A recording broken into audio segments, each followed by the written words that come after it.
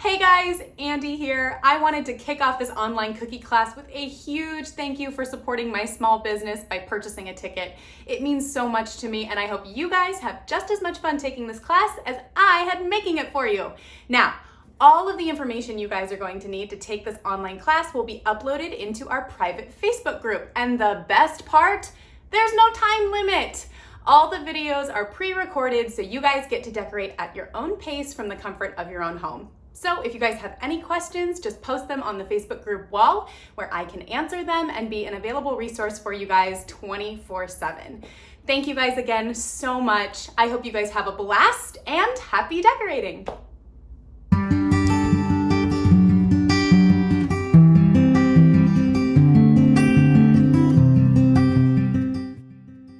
Let's kick off class by using your projector to outline the images onto your cookies. You'll start by using an edible food marker to outline the top rim of the candle jar. If your cookie happened to spread in the oven and the projected image doesn't fit perfectly onto the cookie, don't worry. Adjust the projected image so that the rim of the candle lines up with the top half of your cookie. Don't worry if the bottom half of the projected image doesn't fit. You can adjust each section as we go along. Outline the bottom and the top of the rim of the jar, as well as the wax line in the center of the jar. Draw right through that candle flame. Don't worry about outlining the flame, as that part will come later. You can see that my projected image didn't fit quite perfectly onto my cookie, so now I'm simply shrinking down my projected image just a bit to make sure that the label is a little bit smaller and fits perfectly in the center of the jar. Once you have it centered just where you want it, outline the edges of the label.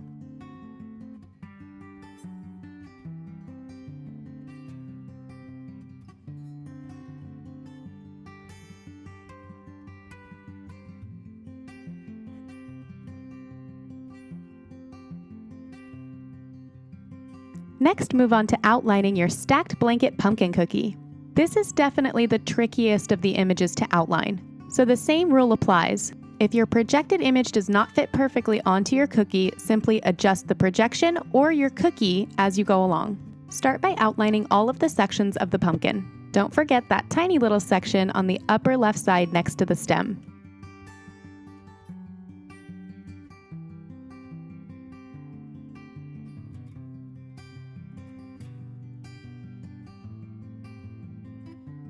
Adjust your cookie or your projection as needed so that the blankets line up with the edges of your cookie, and begin outlining that top stacked blanket.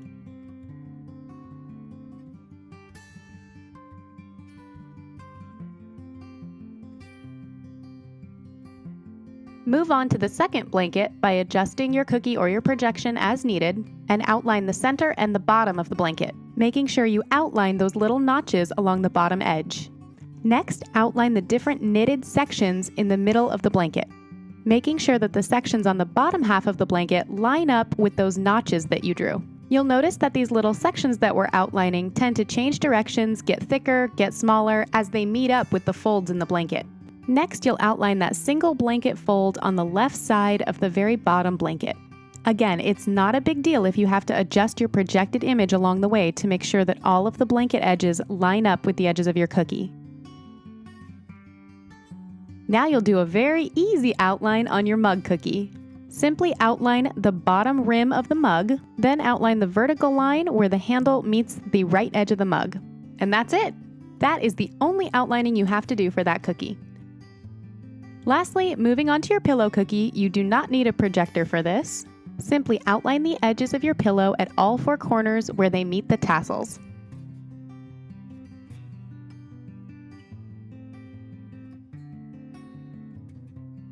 Now let's take a look at how you'll want to cut your tipless piping bags. Start by trimming all of your stiff consistency bags. I like to trim my bags with the seam facing up towards me. I pinch the tip of the bag flat and then use a small pair of scissors to carefully trim the tip.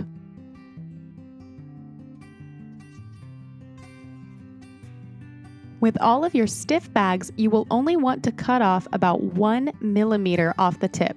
Repeat this same step for your other 3 stiff bags.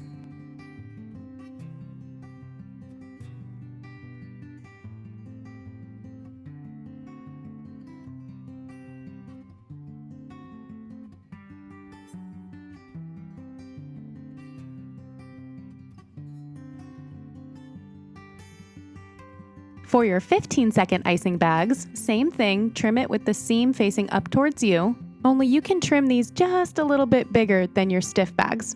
Also, a fun trick to help prevent the icing from leaking out of your bag during class is to pinch the tip of the bag after you've cut it and push the tip back down into the center of the bag. It almost looks like an innie belly button. Then you'll simply squeeze the back of the bag to reinflate it when you're ready for it. Repeat this same step for your other two 15-second icing bags. Now you're ready to get decorating. Start with your candle cookie.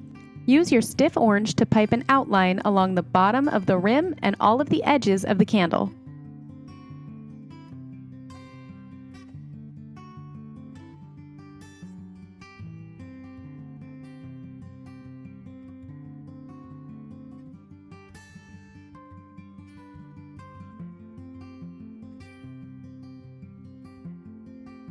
Then you'll outline the label of the candle.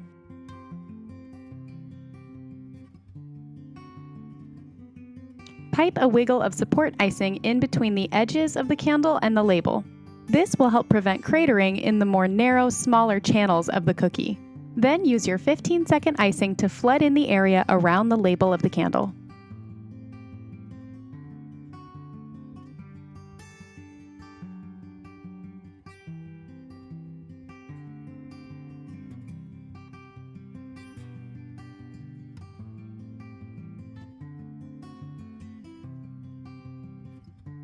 Be careful to not overflood this section. It's always easier to go in and squeeze a little more icing if you need to, rather than scrape excess icing away.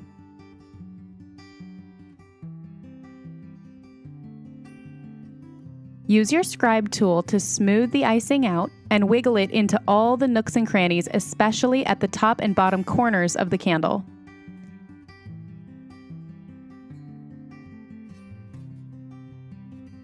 Next, use your white stiff icing to outline where the wax of the candle is going to be.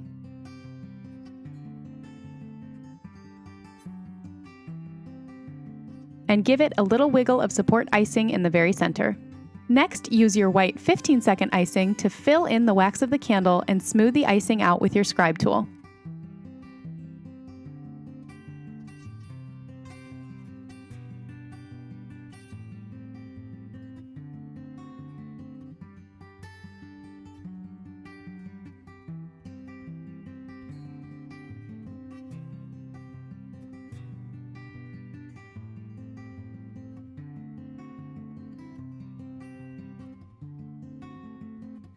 Next, use that same 15-second icing to flood along the inside edges of the label, right up against the orange.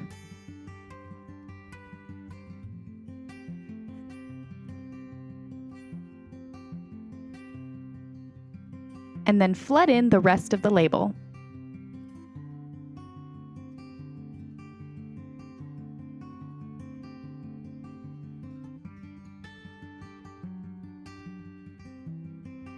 Use your scribe tool to smooth out the icing and carefully pull that white icing up into the corners where it meets the orange.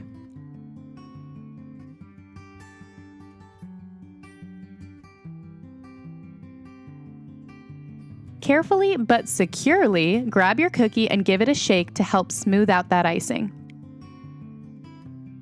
Be on the lookout for any pesky air bubbles and give them a pop with that scribe tool. Now your candle cookie is going to go into the dehydrator for at least 15 minutes until we're ready for it again.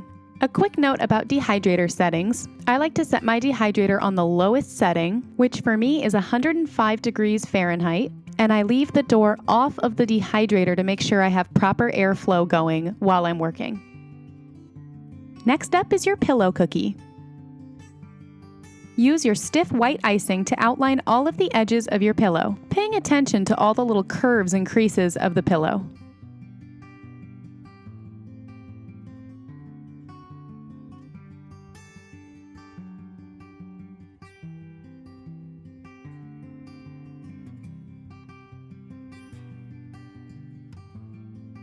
Next, you'll use your 15-second white icing to carefully flood in your entire pillow.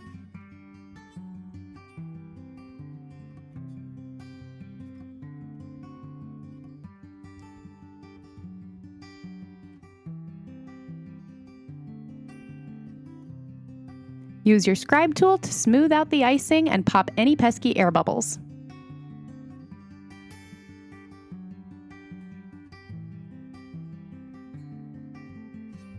Give it a little shake if necessary, and then your pillow cookie is going to go into the dehydrator until we're ready for it again. Next up is your mug cookie. Use your stiff white icing to pipe an outline along the bottom rim of the mug and then along all of the edges, creating the body of the mug.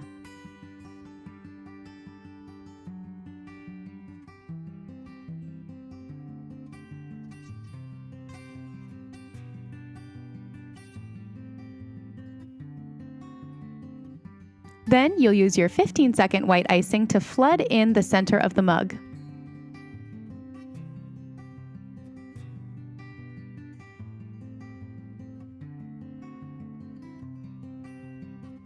Use your scribe tool to make sure that icing is nice and smooth and right up along the edges of your cookie.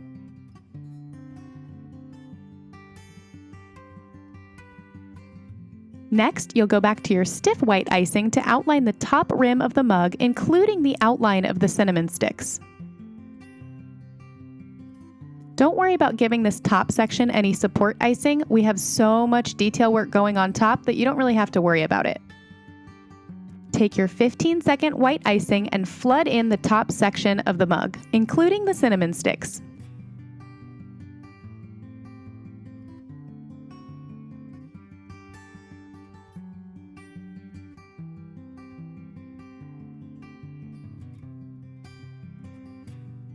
Pop your mug cookie into the dehydrator until we're ready for it again. Now let's move on to the stacked blanket pumpkin cookie. You'll start by using your stiff burnt orange icing to create the small section in the upper left side of the pumpkin. Because that section is so small, we can get away with using our soft, stiff icing and our scribe tool to pipe a small dollop and then use the scribe tool to wiggle that icing down to create a nice, smooth, flat bump. This is a really tiny detail, but hey, this class is all about detail work. Next, use that same stiff burnt orange icing to outline the very center section of the pumpkin and squeeze a wiggle of support icing through the center.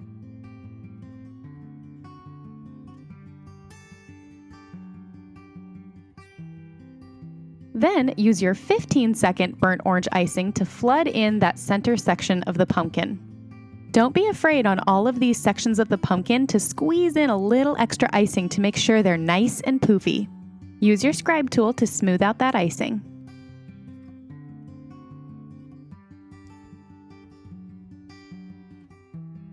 Repeat that exact same step for the far right section of the pumpkin.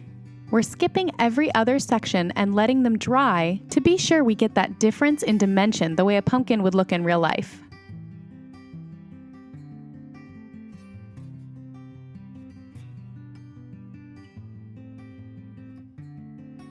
Finally, outline and flood that far left section of the pumpkin just below that top little section we piped first.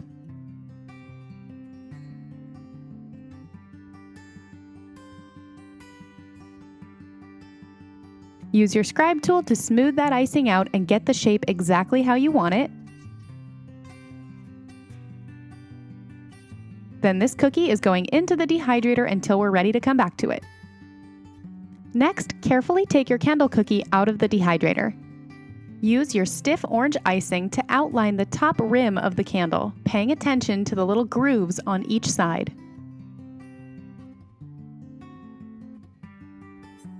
Next, pipe the line right at the very edge of the wax up and around to where it meets the top of the candle.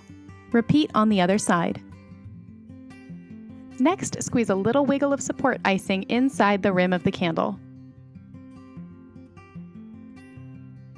Now use your 15-second orange icing to flood in the bottom section of the rim first. Then work your way up the rim, continuing your piping line across the very top line of the rim of the candle all the way over to the other side of the top of the rim. Use your scribe tool to smooth out the icing and pull it into any nooks and crannies you may have missed.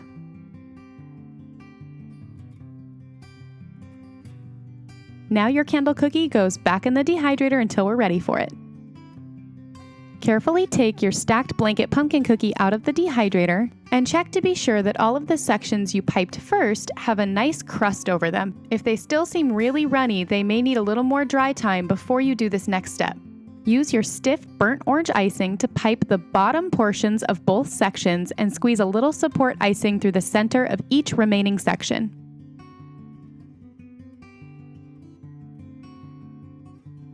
Then use your 15-second burnt orange icing to squeeze in a nice hefty flood over the top of each section, creating a nice poof.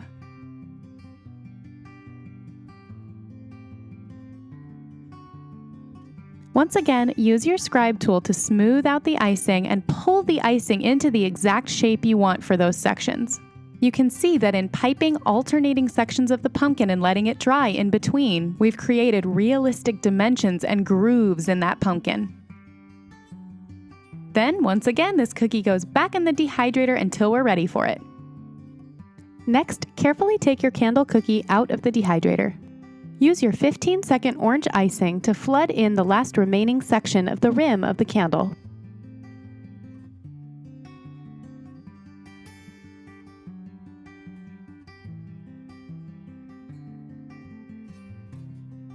Then your candle cookie goes back in the dehydrator until we're ready for it.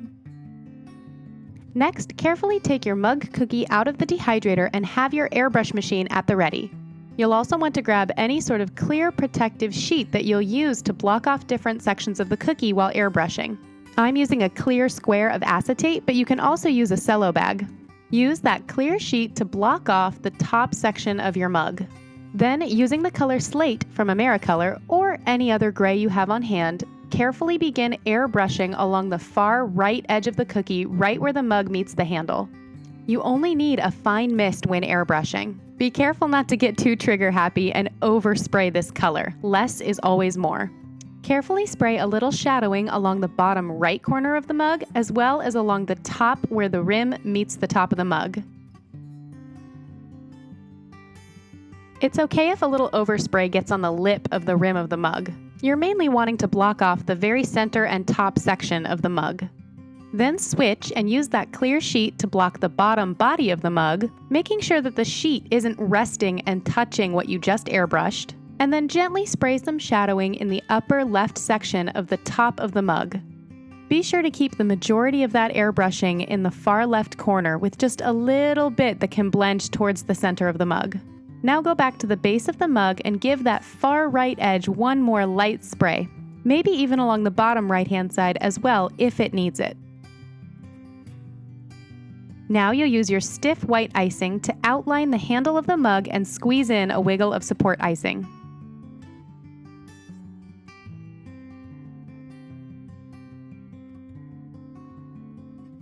Then use your 15-second white icing to flood in the handle of the mug.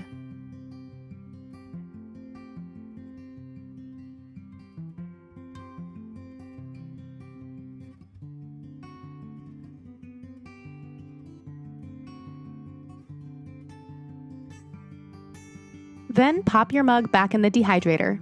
Leave the gray in your airbrush gun because we're going to come right back to it.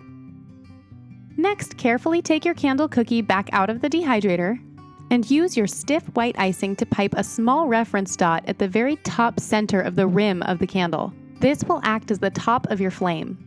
Then, using that same icing, pipe the outline of the flame that comes to a point right at that top reference dot. Then squeeze in a wiggle of support icing. Next, use your 15-second white icing to carefully flood in the center of your flame.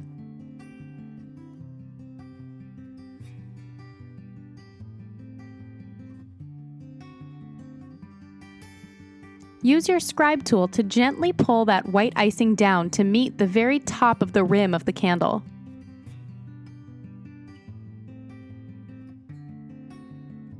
As well as pulling the icing at the very top of the flame to create the flick at the very top of the flame. Then pop your candle cookie back in the dehydrator until we're ready for it.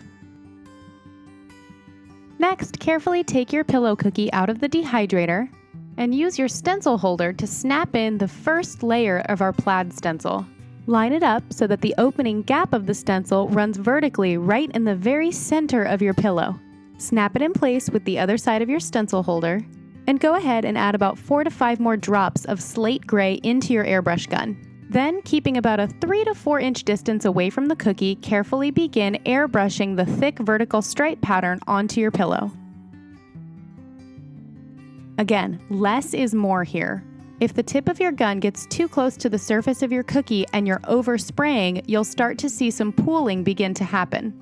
It's best to work with a light spray and gradually build up those gray tones using a couple different layers of coverage. Make sure you're spraying the best you can along the very edges of your cookie as well. Carefully remove your stencil to reveal your pattern. Now will be a good time for a potty break or to get up and stretch, because you want this first layer to be completely dry before you airbrush your second layer. Once you're certain that your first layer of airbrushing is completely dry, flip your stencil so now the stripes run horizontally. Line it up so that the stencil material of the stripe is centered horizontally in the center of your pillow. Now use that same technique to airbrush in the horizontal stripes of this pattern. Use your scribe tool to hold down any parts of the stencil that aren't flush with the cookie to make sure you get nice, crisp airbrush lines.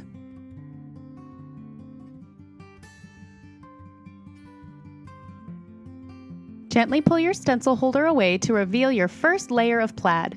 Set your pillow cookie off to the side until we're ready for it again. It does not need to go back into the dehydrator. While we still have slate gray in our gun, next you're going to carefully take your mug cookie out of the dehydrator and carefully airbrush in some shadows on the handle of our mug. Airbrush a small shadow on the bottom inside curve of the handle, as well as a little shadowing on the outer top curve of the handle as well. You can now simply set your mug cookie off to the side somewhere safe. It does not need to go back into the dehydrator at this point. Also, now would be a good time to clean out all of the gray color out of your airbrush gun to get ready for our next color when we're ready for it. Next up, take your stacked blanket pumpkin cookie out of the dehydrator, stretch out your hands, and get ready for a lot of fine line detail work. You'll start by using your stiff gray icing to begin piping a series of coiled lines just like you did in your breakout video on the first blanket to the left of the pumpkin. These coiled lines should be piped pretty small and snuggled up right alongside each other to create that chunky knitted blanket texture.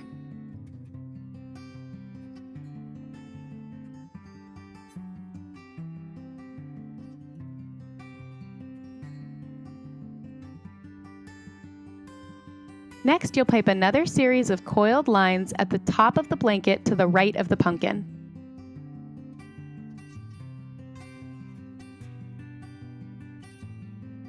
Next, you'll begin forming the lip of the blanket by piping another coiled line along the left side, only this time, pipe it in the opposite direction, so that the coils move in a different direction than the ones right above them.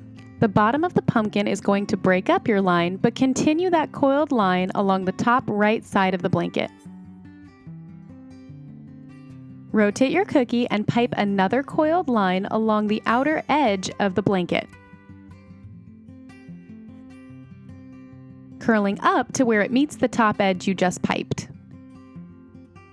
Pipe yet another coiled line that runs right along that bottom edge of the blanket. Rotate your cookie and continue your coiled line that curves up and around, and then all the way from left to right along the lip of that blanket.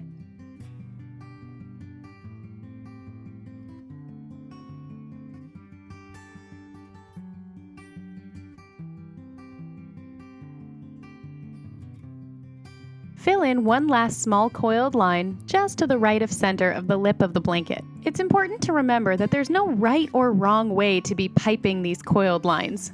Just so long as you're piping within the outlines that you drew, and that you're keeping your coils nice and small, snugged up right up against each other, and have some coils running in opposite directions than the one next to them to create that nice textured effect. If you don't have enough room for certain coils, that's fine. If you have too much room and you need to add more, go ahead. Do what feels best for you and your cookie within the guidelines that I'm giving you.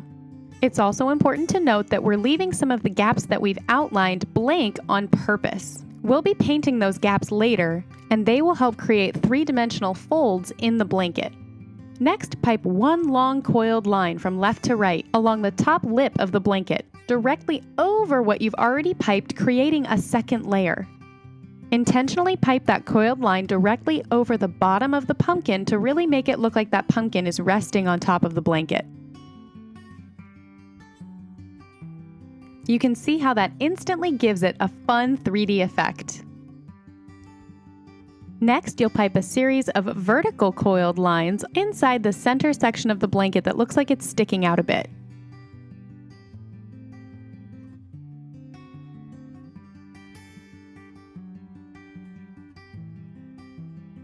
Pipe another cluster of coiled lines at an angle in the section right next to that one. Once again, go back to that center section and pipe a second layer of vertical coiled lines directly over the top that will help really emphasize that that part of the blanket is sticking out.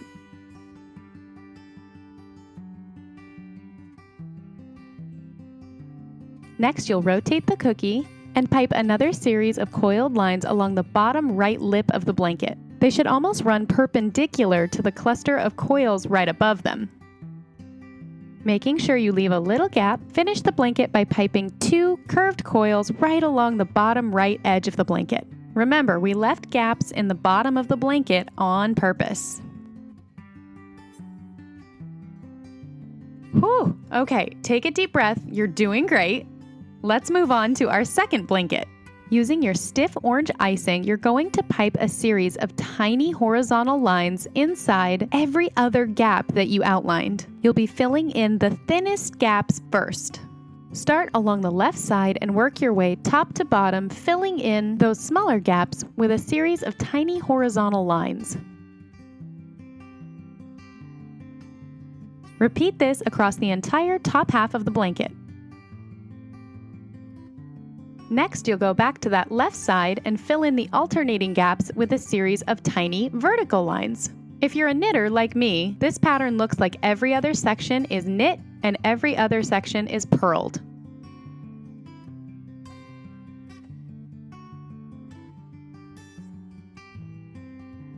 Repeat piping these tiny vertical lines in the alternating gaps along the top half of the blanket.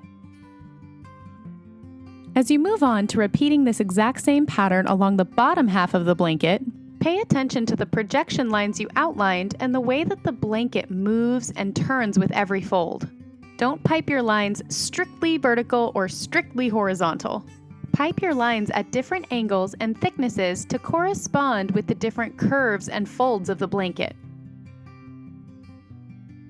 Once again, pipe your tiny horizontal lines in the smaller gaps and move on to piping your vertical lines in the alternating gaps.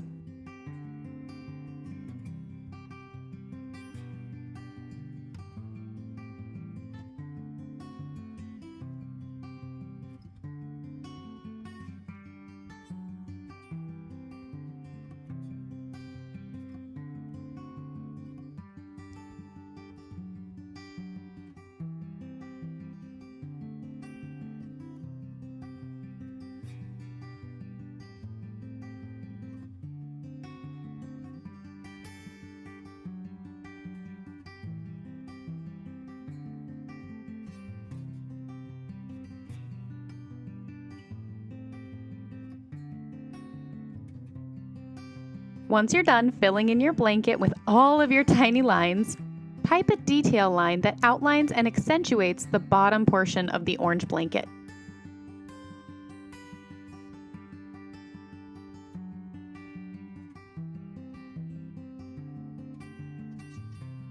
You can see all of the amazing detailed piping work you're doing really start to come to life. At this point, your hand is probably dying for a break. Get up and stretch if you need to, but we are almost there. One more blanket left to pipe. Using your stiff white icing, pipe a double beaded line at a very slight angle at the very center of the bottom blanket.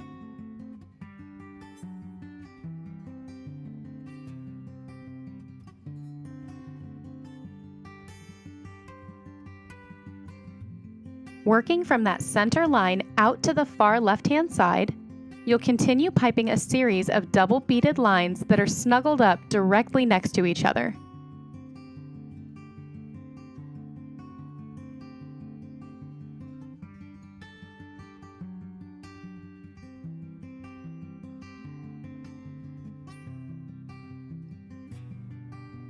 You can pipe single beads along the very bottom and top to fill in any major gaps you may have. Stop piping just as you get to that curved line you drew on the far left side. You'll now pipe a double beaded line starting at the top left side of the white blanket and pipe it so that it curves along that outline that you drew on the left side of the blanket down to the bottom. It should meet up with those first double beaded lines you were piping about halfway through. Use a small series of double beaded lines or single beaded lines to fill in any of those gaps as the white meets the orange blanket. Then rotate the cookie and pipe a small series of double beaded lines that run perpendicular to that big curved line that you just piped.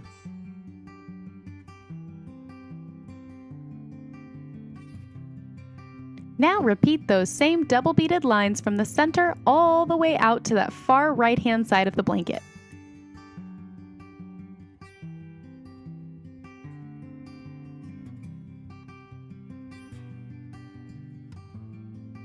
Next, similar to what we did with our gray blanket, use that same stiff white icing to pipe a second layer of a double beaded line along the left folded curve of the blanket.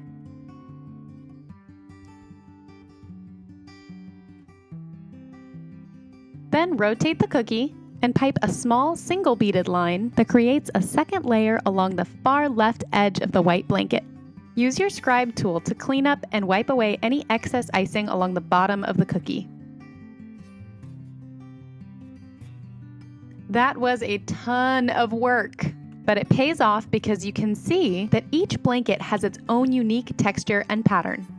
Now use that same stiff white icing to pipe a small series of rigid lines that will form the texture of the stem of the pumpkin.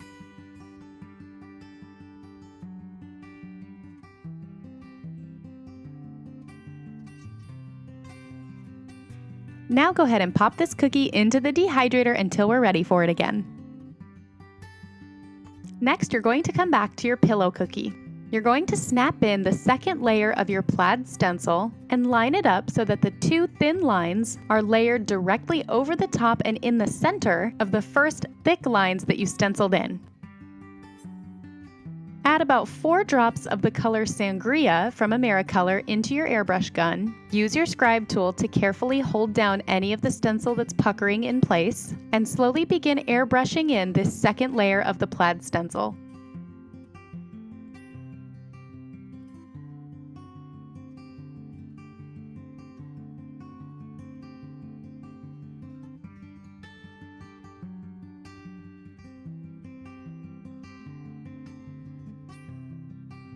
Once again, you'll want to make sure that this first layer is completely dry before you begin airbrushing the second layer. Rotate your stencil, so now the two little lines are lined up horizontally and in the very center of the thick gray horizontal lines from the first layer. Carefully airbrush in the horizontal lines, and then gently remove your stencil to reveal the pattern. While you have the dark sangria color in your gun, very lightly airbrush in a few creases and folds where the edges of your cookie curve in. This adds yet another element of dimension and helps make your pillow look like it actually has creases in it.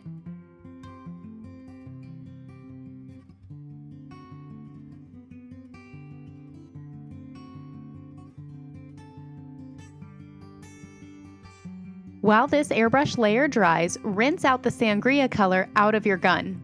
Once it's all clean, add about 3 to 4 drops of the color Pumpkin from Americolor. How fitting!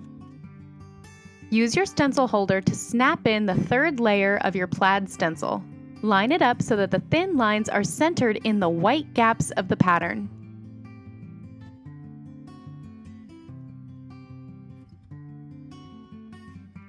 Carefully airbrush in those 2 thin vertical lines.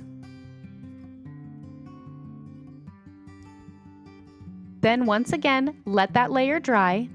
Then rotate your stencil so that the thin lines now run horizontally through the white gaps. Then airbrush in those lines.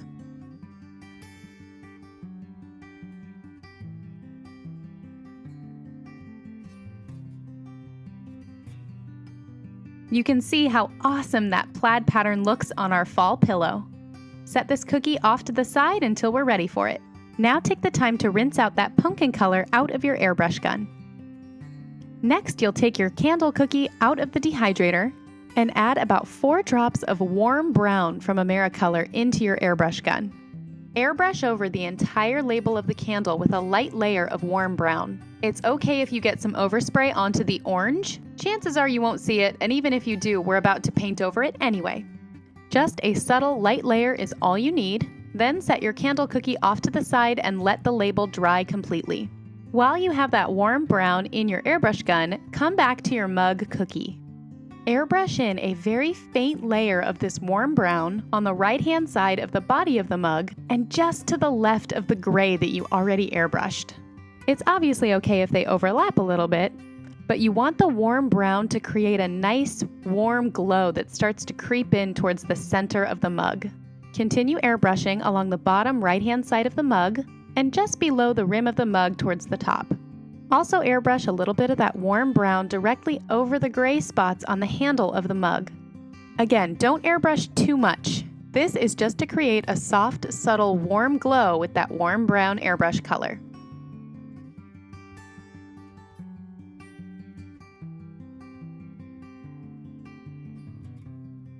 Now you can set your mug off to the side until we're ready for it again. Now you'll come back to your candle cookie. I cannot stress enough that you have to make sure that the first airbrush layer on the label of your candle is completely dry before you do this next step. Take a break, get up and stretch if you need a little more time for that label to dry completely. Once that first layer of airbrush is completely dry, add another drop or 2 of warm brown into your gun if you need it, and then use the edge of your clear acetate sheet or cello bag and line it up diagonally from the bottom left corner up to the top right corner of the label. Then airbrush a second layer of warm brown onto the side of the label that's exposed.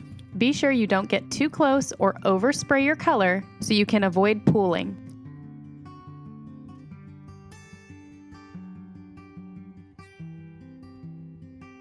Carefully pull your clear protective sheet away to reveal the division in color from the left side and the right side. Again, don't worry if you got a little overspray onto that orange. We are going to paint over it. You're all done with airbrushing now, so go ahead and rinse out your gun and then give it a good clean after class. Set your candle cookie off to the side.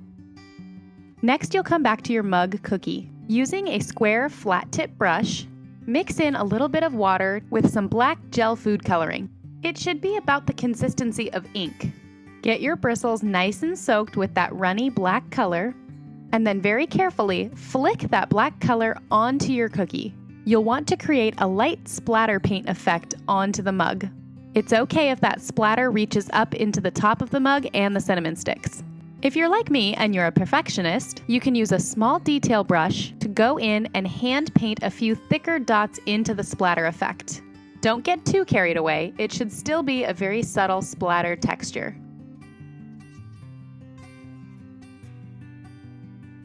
Now use your scribe tool to carefully etch the outlines of each cinnamon stick. Cut a good millimeter off the tip of your black piping bag and begin outlining the outer rim of the mug up to the cinnamon sticks. Then outline along the bottom rim of the mug and curve that line up so it meets that right cinnamon stick. Then outline the inside of the rim of the mug, again avoiding the cinnamon sticks.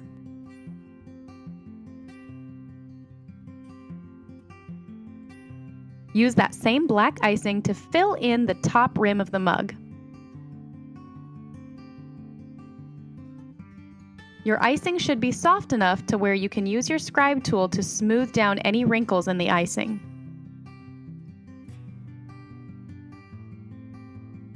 Then fill in the bottom of the rim of the mug and use your scribe tool to smooth out the icing.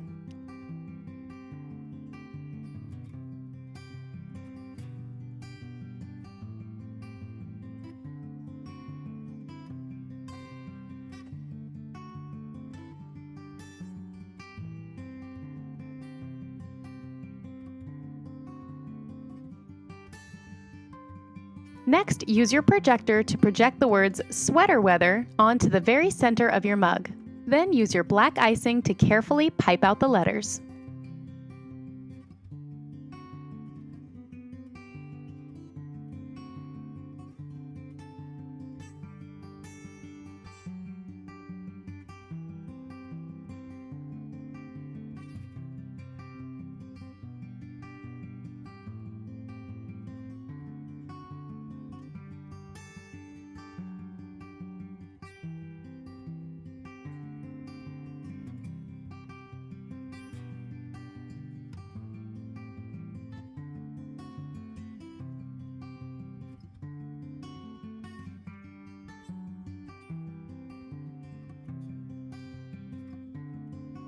Now set your mug cookie off to the side until we're ready for it. While your projector is out, project the fall leaves lettering onto the label of your cookie. And don't pay attention if other sections of the projected image don't fit onto the cookie. Only focus on lining up the label just how you want it. Then, using the thick side of the black edible food marker, draw out the letters.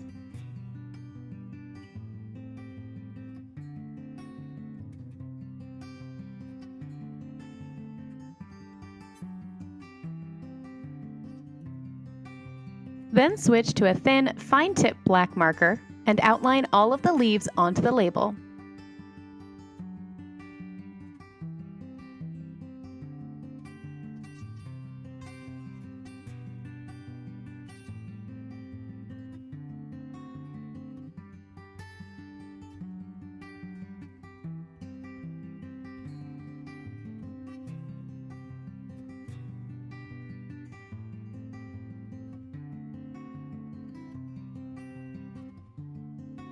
Now set your candle cookie off to the side. Now go back to your mug cookie and use your stiff burnt orange icing to outline the left cinnamon stick and squeeze a wiggle of support icing through the center. Then use your 15-second burnt orange icing to flood in that cinnamon stick. Use your scribe tool to adjust any icing as needed.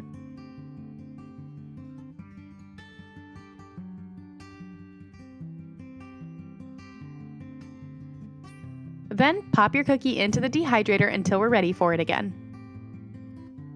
Now go back to your pillow cookie. Use your stiff burnt orange icing to pipe a series of small lines that will form the top yarn ball of the tassels coming off of each corner of the pillow.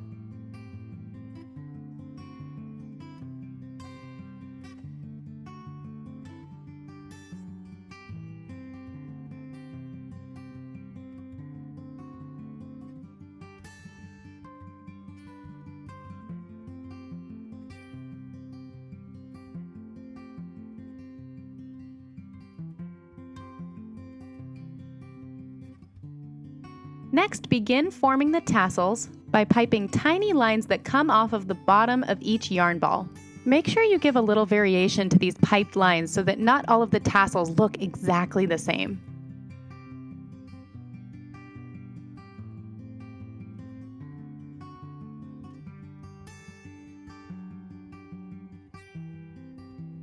Then you'll go through each tassel and pipe a few three-dimensional yarn lines.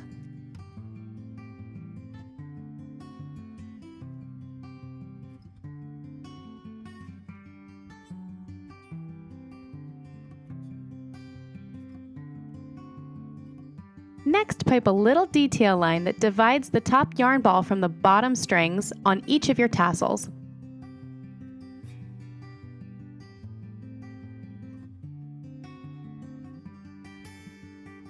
Now set your pillow cookie off to the side and let your tassels dry until we're ready to paint them. Now take your mug cookie back out of the dehydrator and use your stiff burnt orange icing to outline the last cinnamon stick and give a wiggle of support icing through the center. Use your 15-second burnt orange icing to flood in the last cinnamon stick. Smooth the icing down with your scribe tool and then pop it back in the dehydrator.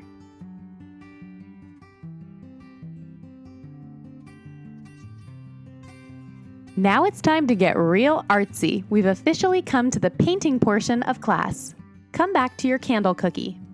Onto a paint palette, squeeze a small dollop of espresso, warm brown, orange, cork, and white gel colors. Also scoop a small amount of the Sugar Art White Elite or Master Elite dust onto your paint palette. A little note about painting with gel colors. I personally like mixing my gel colors with water when I'm painting versus mixing them with alcohol because I find mixing them with water makes my color much more forgiving and much easier to work with. You just have to be careful that you don't overuse the water because it'll eat away at the royal icing. Using a medium-sized detail brush, dip your bristles in a little bit of water and mix that in with a little bit of warm brown gel color. You should aim to get the consistency of ink. Start by painting a line from the top left section of the body of your candle down to the bottom left corner of the label. Skip over the tiny corner of the label and continue the line to the bottom of the candle. Reload your brush and paint in that entire left section that you just outlined from top to bottom, painting around the label.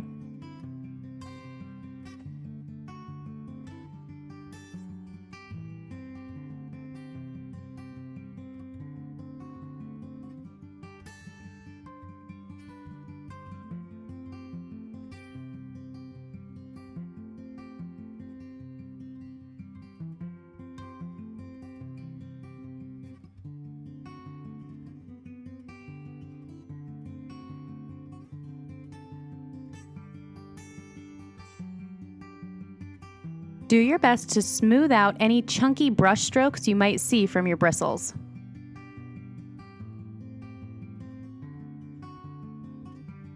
Then do this exact same thing, only in a smaller section on the bottom right-hand side of the candle, again avoiding that bottom right corner of the label.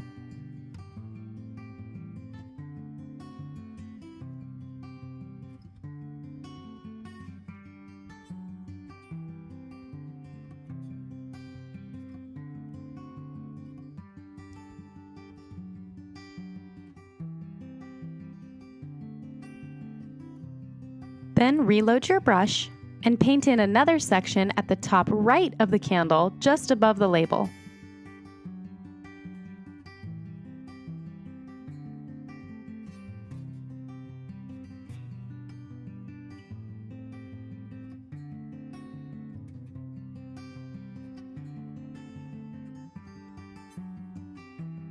Reload your brush again and paint a shadow in the crease where the rim of the candle meets the base.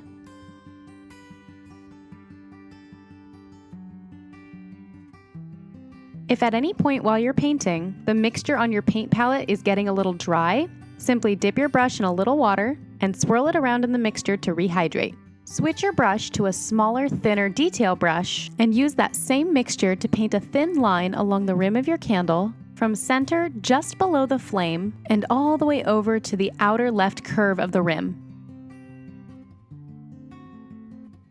Paint a similar thin line along the upper part of the rim on the right side, only start the line off-center to the right. It should be a little bit shorter than the line on the left. Paint yet another thin line on the right side of the rim, just below the last line you painted, and go ahead and start this line in the center and have it go all the way across to the far right-hand side.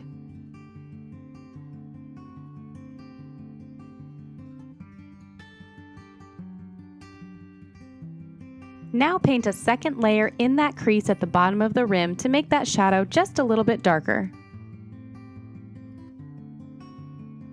Go back to your medium-sized detail brush and rehydrate your mixture.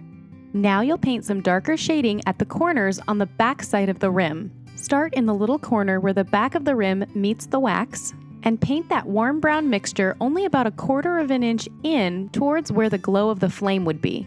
At that point, stop and rinse your brush off and come back to blend out that warm brown mixture using clean, damp bristles. We want that shadow to fade away as it meets where the glow of the flame is going to be.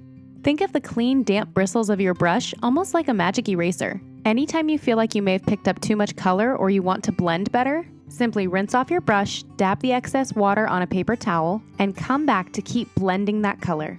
Now repeat this exact same thing on the back right side of the rim of the candle.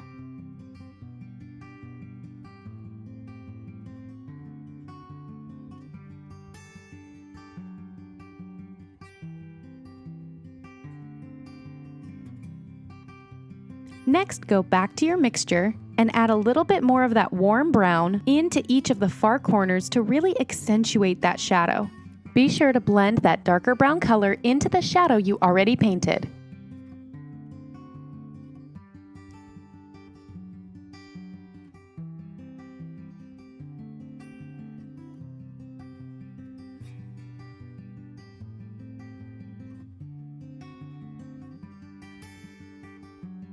Next, go back to your smaller, thin detail brush, dip it directly into the warm brown gel color, and paint 2 small crease lines on the back of the rim that fade out as they approach the glow of the flame.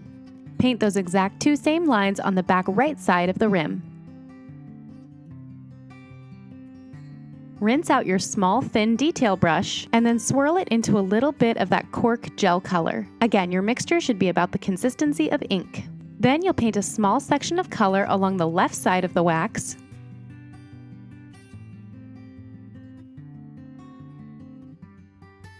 And repeat that same thing at the right corner of the wax.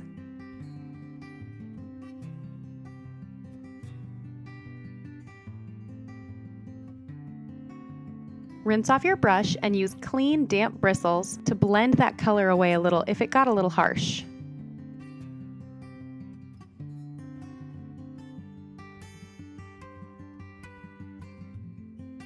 Next, we're going to give the jar of our candle a little more shading using brown Elite Color Dust from the Sugar Art. Make sure all of the lines that you painted with that gel coloring are completely dry before beginning this step. Note that you don't need to mix any water for this step.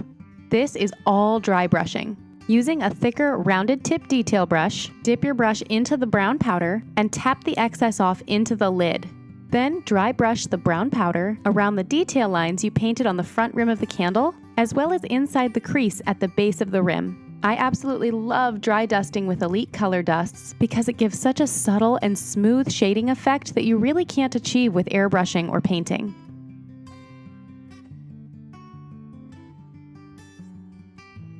Now continue dry brushing along the very outer and bottom edges of your candle.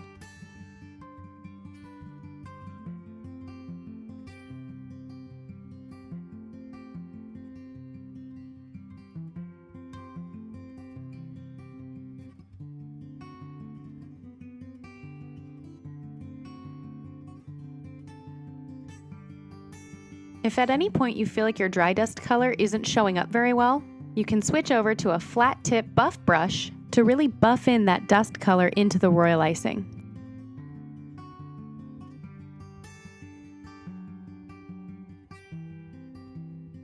Tap in a little bit of that brown dust over the top of that cork color you painted on the wax, just to soften it up a bit.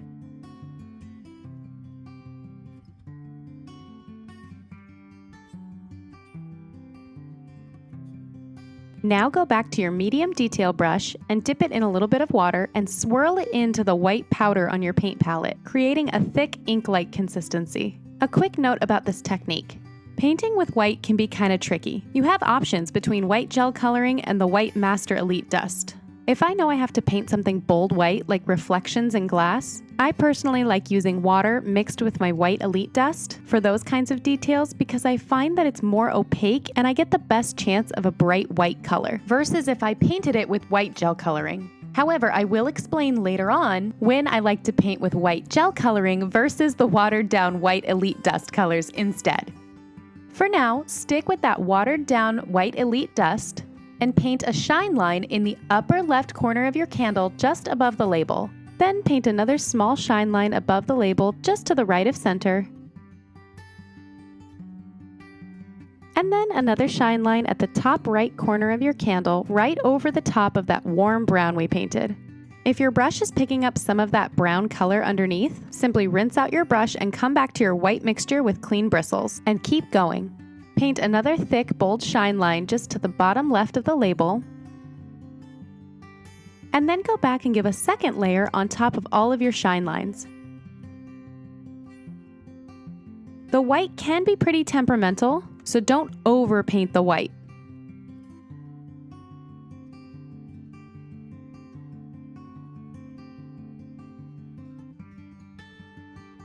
Next, paint white shine lines along the right and left curve of the rim of the candle.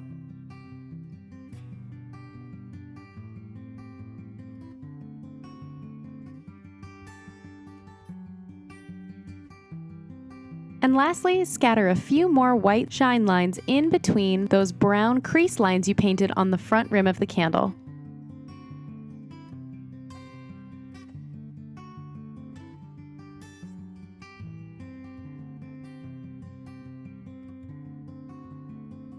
Now rinse off your brush and add a small dollop of yellow gel coloring onto your paint palette.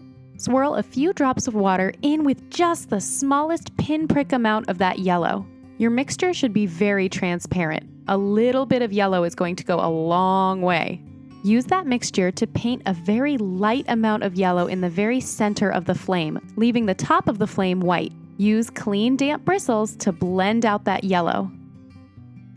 Next, pick up a little bit of orange gel color onto the tip of your brush and paint the base of the flame orange and blend it into the yellow to create a nice seamless transition from white to yellow to orange.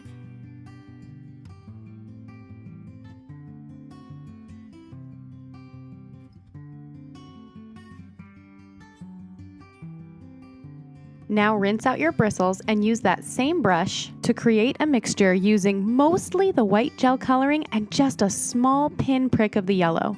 A small note here, you're probably asking, why are you using the white gel color instead of the watered down white Elite dust like we used before? To be totally honest, they are actually pretty interchangeable. I just find that painting with the white gel coloring can sometimes be temperamental, and it doesn't always give that nice opaque coverage that painting with the watered down Master Elite color does. But if it's something that only requires light coverage, like the glow we're about to paint, I'll go ahead and use the white gel coloring. It's definitely a personal preference, and the more you practice with both options, the more you'll find what you like best. Okay, back to painting. Use that white gel mixture with just a small kiss of yellow to begin painting the glow around the flame of the candle.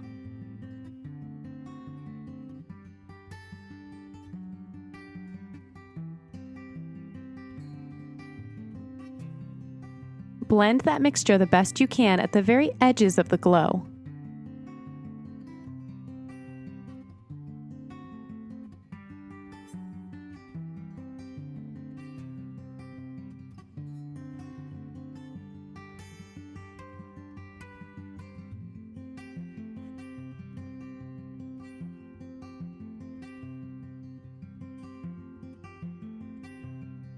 Then dip the tip of your brush in just a little bit more yellow and continue painting the glow around the bottom of the flame on top of the wax.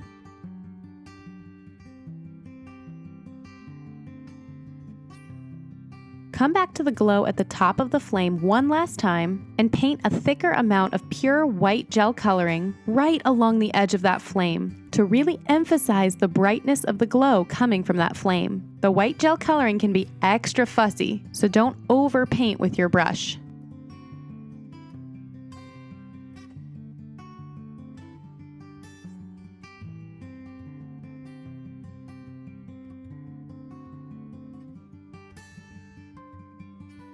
Now you'll go back to your black icing bag and pipe the wick of the candle at the base of the flame. Then outline the label of your candle with that black icing.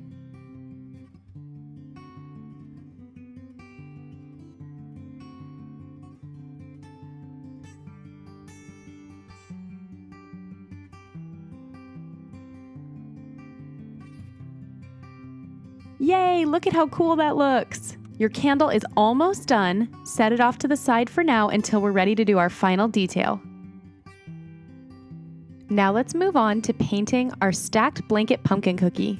Start by dipping a small flat tip brush in some water and then dry off the bristles as best you can. Here's the trick. You want the bristles to be about 95% dry, but 5% damp. This will allow us to achieve both a painting and a dry brush effect at the same time, which is absolutely perfect for what we want to do with painting the highlights of this pumpkin. Tap the bristles of your brush into some of the dry Master Elite white dust.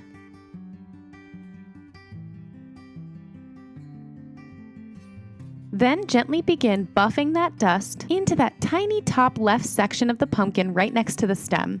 Then you're going to continue buffing that dry white dust into all of the top sections of the pumpkin. You'll notice that because you left the bristles about 5% damp, that white dust is really adhering to the surface of your royal icing, while the majority of the rest of your white dust is being dry dusted to create those nice soft highlights. From here on out, really be paying attention to your reference photo. Pay attention to where the light source is coming from and where the brightest highlights are appearing across your pumpkin. This is where the artist in you gets to shine.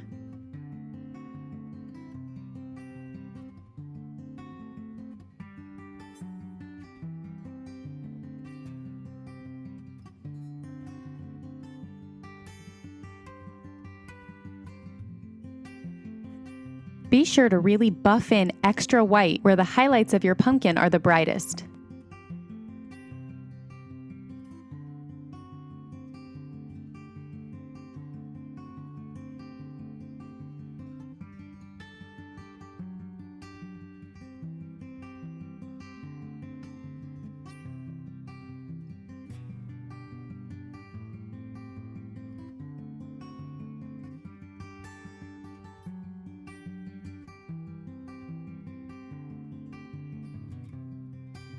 Next, wipe off your brush to remove as much of the white powder as you can. Using that same brush, then you'll move on to mixing a little bit of the brown elite color dust in with a little bit of Turkish black elite dust. Mix those two dust colors together on a separate paint palette, and then tap your bristles into that dust and use that same painting/dry brushing technique that you did for the highlights to create some shadows and lowlights at the base of your pumpkin where it's resting on top of the blankets.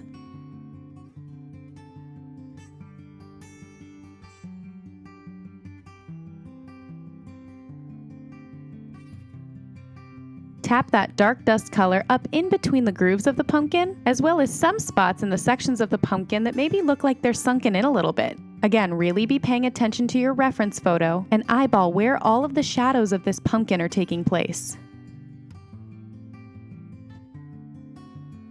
Now you're done for now with the dry brushing technique. Switch back to your small fine-tip detail brush, dip it in a little bit of water, and swirl it into your warm brown, again creating the mixture about the consistency of ink. We're going to use this warm gel color to create really bold, intense shadow lines along the grooves and the bottom of the pumpkin.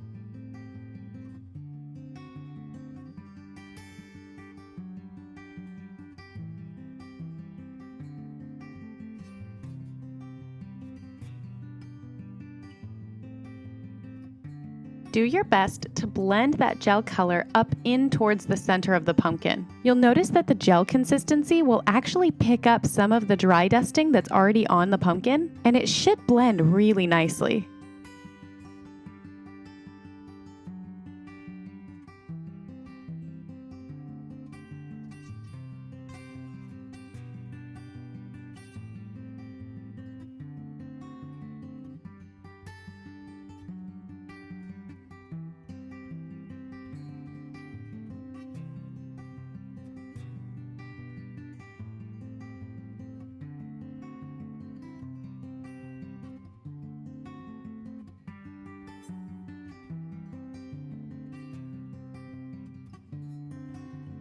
Once you've painted in all of the core shadowing along the bottom of the pumpkin, swirl your brush in a little bit of that orange gel coloring and begin painting in that warm orange just above the bottom shadows of the pumpkin. By doing this, we're painting in what's called halftones, which is actually the light that's reflected in between our direct highlights and our core shadows. Refer back to your reference photo to really identify where you want to be painting these warm halftones into your pumpkin using that orange gel color.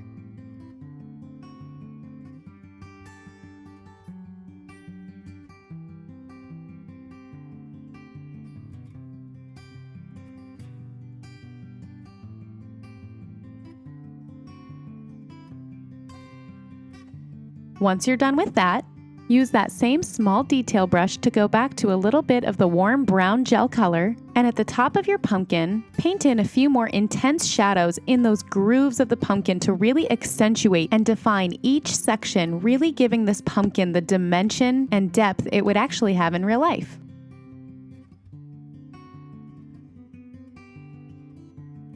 Next, use that watered down warm brown mixture to paint in the stem of the pumpkin.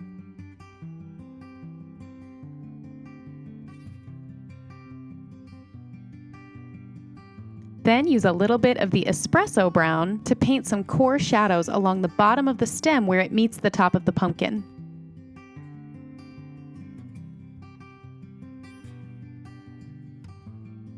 Finally, using that same espresso color, paint some final dramatic core shadows along the very bottom and up into the grooves of the pumpkin.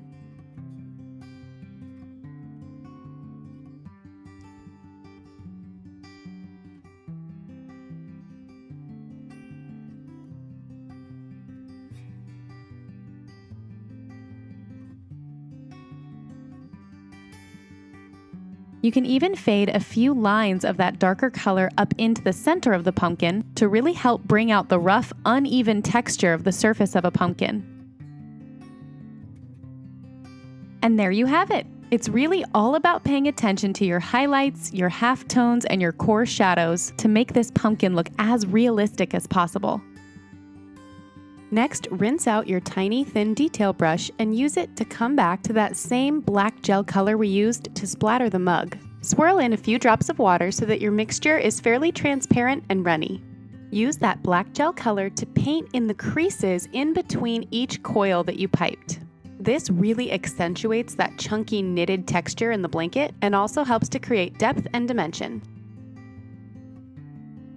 Work your way through the rest of the gray blanket, painting in between the creases of those coiled lines, as well as painting directly over those gaps we left where your cookie is showing. Painting those open gaps with that black gel color really makes this blanket look 3D, like it's actually folded over itself.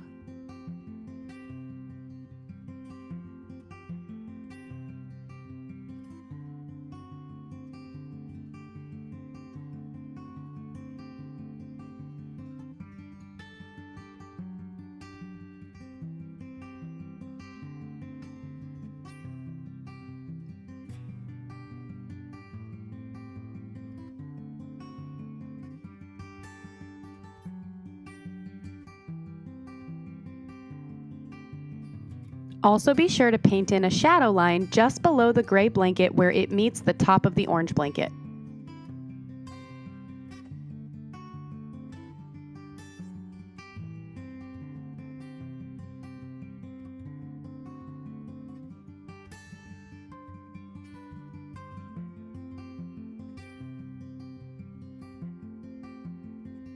After you've painted in all of the gaps and all of the creases, paint some darker shadows right along the edge of the blanket where it meets the bottom of the pumpkin.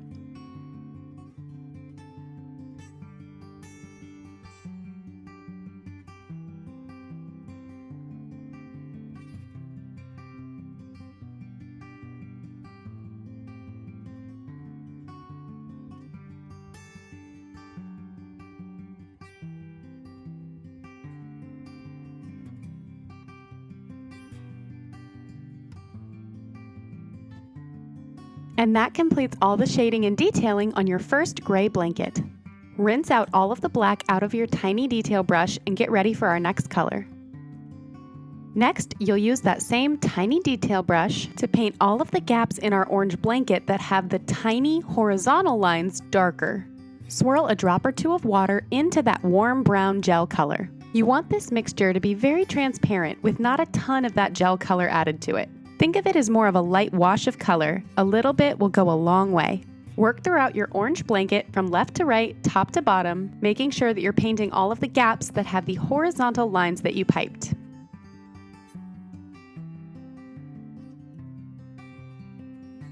Doing this really accentuates the different knitted patterns going on in this blanket.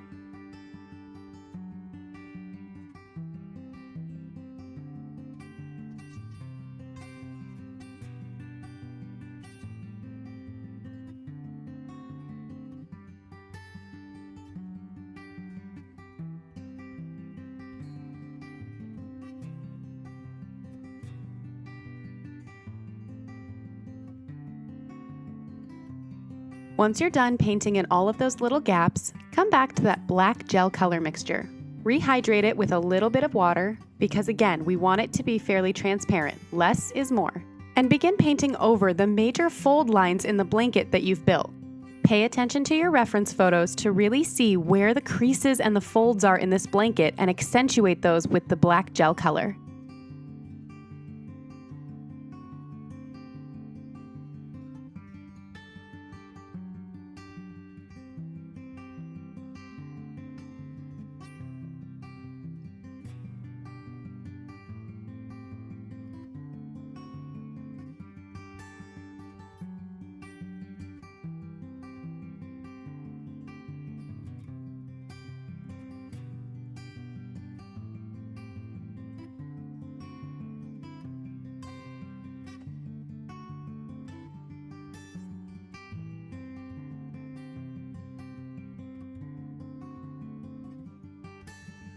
Next, you'll paint in a fairly bold shadow line onto the white blanket, but right along the very bottom edge of the orange blanket.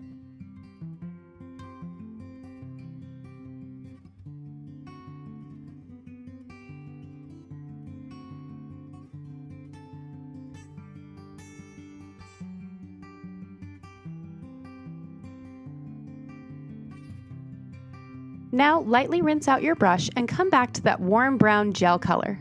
Use that warm brown color to paint and blend in some halftones just above and around those darker fold lines you painted, mainly focusing on shading those halftones in the gaps that have the vertical lines you piped. This really helps to blend the dark shadows of the fold lines up into the lighter parts of the orange blanket to really accentuate that this blanket is curved and folded.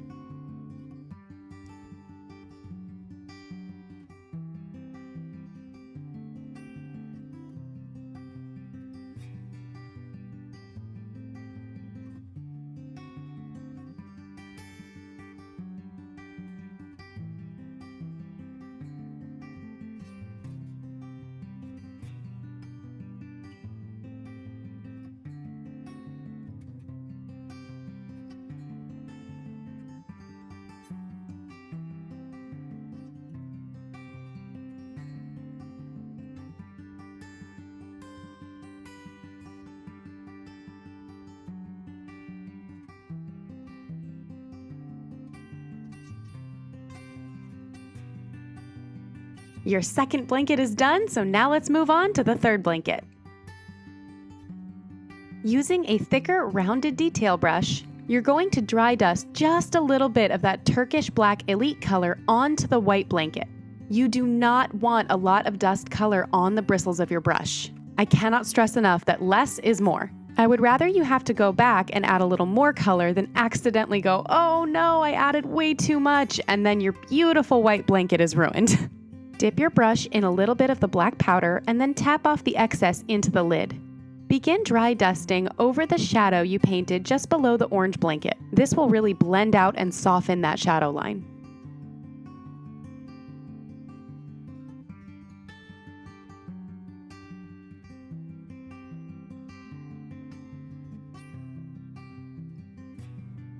Then dry dust in a light shadow along the edge of that second layer double beaded line you piped on that left side. Then dry dust in a very subtle shadow along the bottom edge of the white blanket.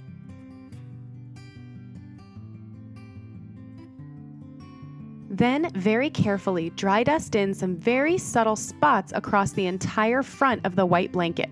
Again, remember that less is more. This is just to accentuate that subtle, chunky texture going on in the white blanket.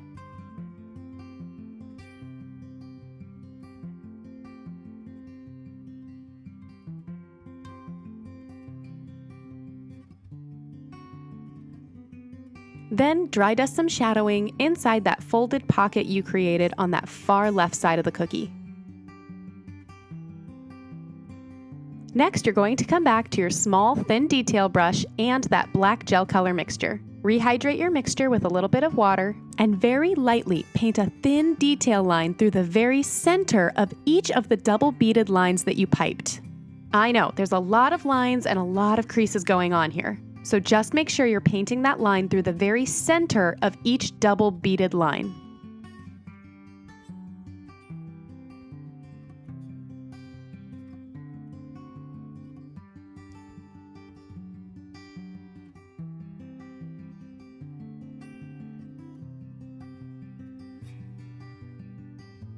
Now paint a thin detail line through the center of the major curved double beaded line on that left side, as well as accentuating some of the creases in that tiny little pocket on the far left side.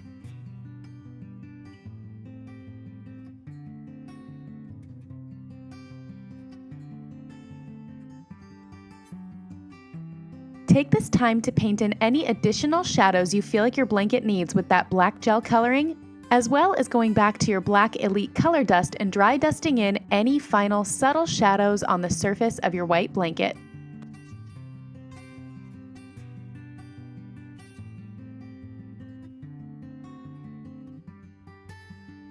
And take a step back to look at how awesome your stacked blanket pumpkin cookie looks.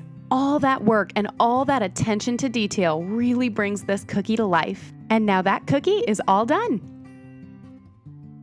Next, come back to your mug cookie.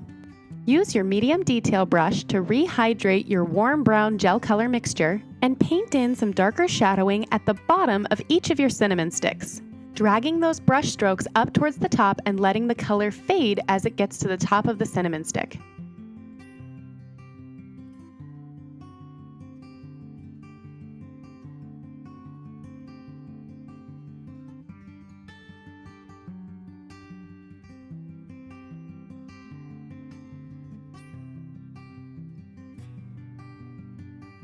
Next, you'll switch to your small buff brush and come back to that black Elite Dust color.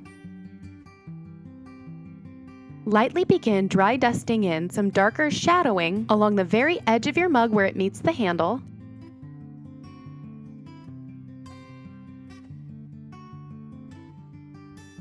as well as those 2 spots on the handle of the mug that we airbrushed.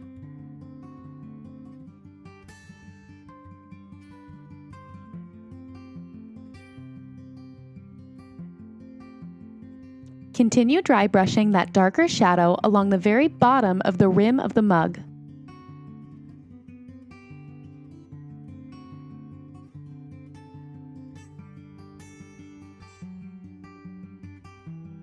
Lastly, accentuate the shadow that's happening inside the mug by dry dusting that black color on the inside left corner right over where you airbrushed.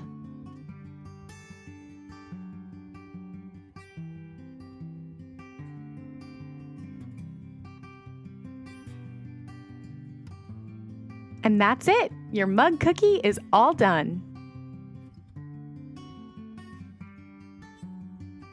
Next, come back to your pillow cookie and switch to your small thin detail brush and that same warm brown gel mixture. Rehydrate it with a little bit of water, and then paint in some shadow lines underneath and in between all of those small detail lines that you piped on each of the tassels.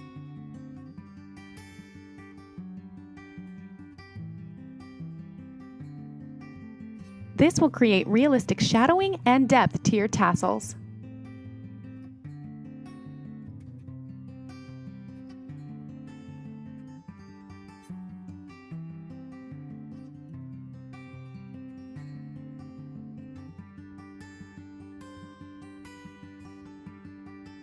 And there you have it! Your pillow cookie is all done.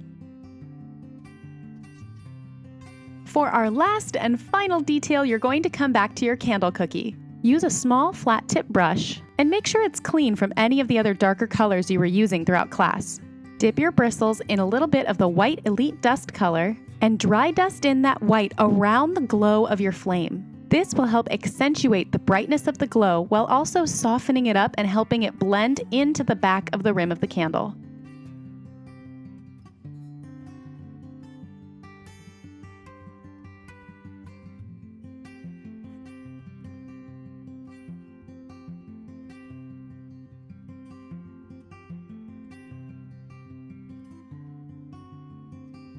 And that's it!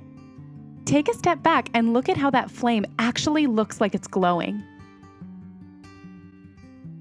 And with that, your final cookie is finished and you have officially completed your cozy fall Kookie Cookie class. You should be really proud of yourself. We covered a lot of advanced techniques in this class. I hope you learned a lot of exciting new things that you can add to your cookie decorating toolkit for future use.